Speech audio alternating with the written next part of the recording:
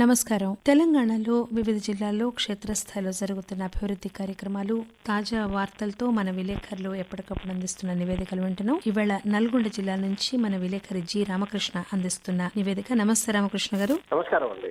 నల్గొండ జిల్లాలో పార్లమెంట్ ఎన్నికలకు సంబంధించి అధికారులు ఎలాంటి ఏర్పాట్లు చేస్తున్నారు? నల్గొండ జిల్లాకు సంబంధించి పార్లమెంట్ ఎన్నికలకు అధికారులు అన్ని రకాల ఏర్పాట్లు చేస్తున్నారు. నల్గొండ జిల్లా కలెక్టర్ దాసరి హరిచంద్ర గారు ప్రస్తుతం పార్లమెంట్ నియోజకవర్గానికి రిటర్నింగ్ అధికారిగా వ్యవహరించారు. ఆమె ఆధ్వర్యంలో ఇప్పటికే ఏర్పాట్లన్నీ కూడా పూర్తయిపోయి పోలింగ్ స్టేషన్ల గుర్తింపు, ఓటర్ జాబితా శుద్ధీకరణ ఇవన్నీ కూడా పూర్తయిపోయినాయి. దీంతో పాటు పోలింగ్ కేంద్రాల్లో మౌలిక సదుపాయాలు కూడా కల్పించారు. ఇప్పటికే పోలింగ్ సిబ్బందిని నియామకం చేసి వారికి 2 నెలల శిక్షణ కూడా పూర్తి చేసి మొత్తంగా ఎన్నికలకైతే సిద్ధమవుతున్నారు. ప్రస్తుతం హోమ్ ఓటింగ్ అమలు జరుగుతుంది. ఎవరైతే 85 ఏళ్ల పైబడిన వారు, వికలాంగులు ఉంటారో వారందరికీ కూడా హోమ్ ఓటింగ్ అమలు చేస్తున్నారు. ఇంటికి వెళ్లి వారి ఓటు స్వీకరిస్తున్నారు. ప్రస్తుతం ఈ కార్యక్రమాలన్నీ కూడా చురుగ్గా కొనసాగుతున్నాయి. అధికారులు ఇతర ఏర్పాట్లు కూడా ఈవీఎంల తరలింపు, ర్యాండమైజేషన్ అవన్నీ కూడా ఇప్పటికే పూర్తి చేస్తున్నారు.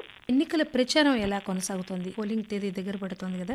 ఎన్నికల సమయం దగ్గర పడుతున్న కొద్దీ పార్టీలన్నీ కూడా తమ ప్రచారాన్ని హోరెత్తిస్తున్నాయని చెప్పవచ్చు. ఎందుకంటే నల్గొండ జిల్లాకు సంబంధించి మొత్తంగా 22 మంది అభ్యర్థులు బరిలో ఉన్నారు. అయితే ఇందులో ప్రధానంగా కాంగ్రెస్, బీఆర్ఎస్ అలాగే భారతీయ జనతా పార్టీ నుంచి 3 ప్రధాన అభ్యర్థులుగా బరిలో ఉన్నారు. అయితే వీరంతా కూడా తమ శక్తి సామర్థ్యాలు ప్రదర్శిస్తున్నారు. అలాగైనా ఈ ఎన్నికల్లో గెలిచి తీరాలని పట్టుదలతో పనిచేస్తున్నారు. దీనికి ఆ పార్టీల అగ్రనాయకత్వాలు కూడా ఇక్కడ నల్గొండలో ప్రచారాలు నిర్వహిస్తున్నాయి. తాజాగా బీజేపీ నుంచి కేంద్ర మంత్రులు కూడా ఇక్కడ ప్రచారం నిర్వహించారు. అలాగే బీఆర్ఎస్ నుంచి మాజీ మంత్రి హరీష్ రావు అలాగే ముఖ్యమంత్రి కేసీఆర్ కూడా ఇక్కడి నుంచి పక్షయాత్రను కూడా ప్రారంభించారు. ఇక కాంగ్రెస్ పార్టీకి సంబంధించి అగ్రనేతలంతా కూడా ప్రచారాన్ని ముమ్మరం చేస్తున్నారు.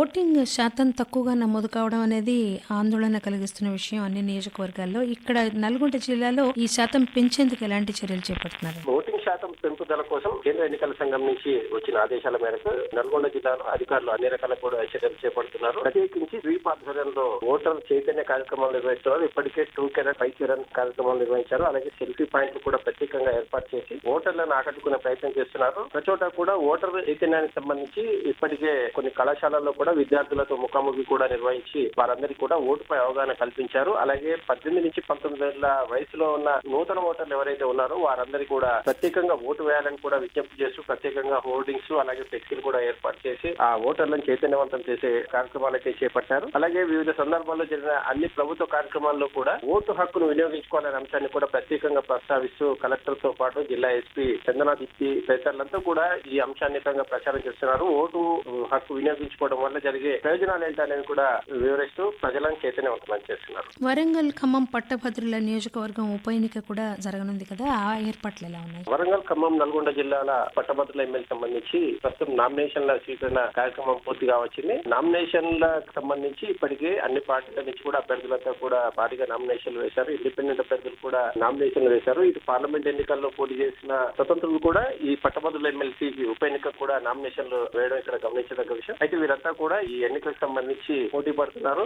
ఎమ్మెల్సీగా ఉన్న పల్లా రాజేశ్వర రెడ్డి జనగామ ఎమ్మెల్యేగా గెలుపొందడంతో ప్రస్తుతం ఈ స్థానం ఖాళీగా ఉంది. దీనికి జూన్ 2వ తేదీన పోలింగ్ నిర్వహించనున్నట్లు, మే 20న పోలింగ్ నిర్వహించనున్నట్లు అధికారులు తెలియజేశారు. జూన్ 2న కౌంటింగ్ నిర్వహించి ఫలితాలు వెల్లడించామని అధికారులు చెప్పారు. నాగార్జున సాగర్ లో నీటి నిల్వల పరిస్థితి ఏంటి? తెలంగాణ, ఆంధ్రప్రదేశ్ రాష్ట్రాల అన్నపూర్ణగా పెరుగాంచిన నాగార్జున సాగర్ ప్రాజెక్టు లో నీటి నిల్వలు కొంత ఆందోళన కలిగిస్తున్నాయి. 590 అడుగుల పూర్తి స్థాయి నీటి మట్టం ఉన్న సాగర్ లో ప్రస్తుతం 504 అడుగుల మేర మాత్రమే నీటి నిల్వలు ఉన్నాయి. అయితే దేశోరికి 510 కన్నా 6 అడుగులు నీళ్లు తక్కువగా ఉన్నాయి. దీంతో కొంత తాగునీటికి ఇబ్బంది అయ్యే పరిస్థితులు అయితే ఉన్నాయి. అయితే అధికారులు ఎక్కడ కూడా ఎలాంటి ఇబ్బందులు తలెత్తకుండా ప్రత్యేకంగా మోటార్లు ఏర్పాటు చేసి దాని ద్వారా తాగునీరు అందిస్తున్నారు. అయితే నిన్న మొన్నటి వరకు కూడా తాగునీటి అవసరాల నిమిత్తం ఇటు ఆంధ్రప్రదేశ్ కు ఇటు తెలంగాణ కుడి ఎడమ కాలువల ద్వారా కూడా తాగునీరు అందించారు. వీటితో పాటు ప్రస్తుతం హైదరాబాద్ తాగునీటి అవసరాల నిమిత్తం 400 క్యూసెక్ల నీటిని అయితే విడుదల చేస్తున్నారు. అయితే వచ్చిన నీటిని ఎక్కడ కూడా ప్రజలంతా కూడా వృధా చేయకూడదని అధికారులు అయితే సూచిస్తున్నారు. ఓకే అండి, నల్గొండ జిల్లా నుంచి మన విలేకరి రామకృష్ణ గారు అందించిన నివేదిక అది. థ్యాంక్ యూ రామకృష్ణ గారు. నమస్తే.